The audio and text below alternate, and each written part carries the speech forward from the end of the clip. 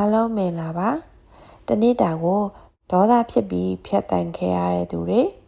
စိတ်တူပြီးဖြတ်တန်းခဲ့ရတဲ့သူတွေဝမ်းနေပြီးဖြတ်တန်းခဲ့ရတဲ့သူတွေညအိတ်ချိန်ရောက်ပြီနော်ဖြစ်ခဲ့တာတွေကမနက်နေ့လယ်ညနေအခု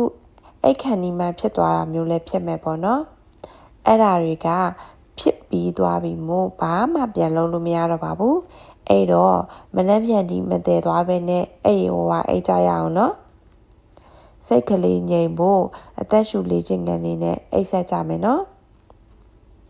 လေလေးကိုရှူသွင်းမယ်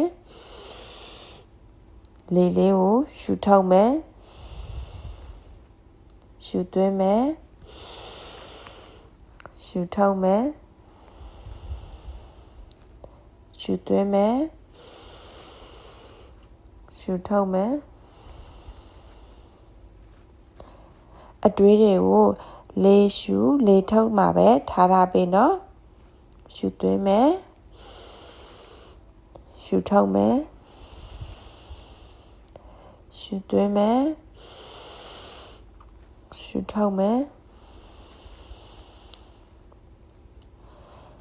နားထောင်နေသူအားလုံးအိတ်မပျော်သေးသူအဲ့ဒီလိုမျိုးလေးဆက်လုပ်သွားပေးပါနော်ရှူသွင်းမယ်ရှူထုတ်မယ်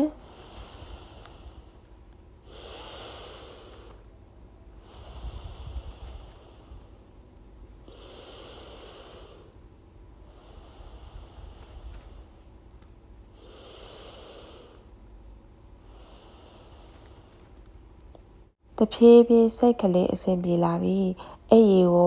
အိတ်ဆက်နိုင်ကြပါစေနော်အားလုံးပဲ good night ပါ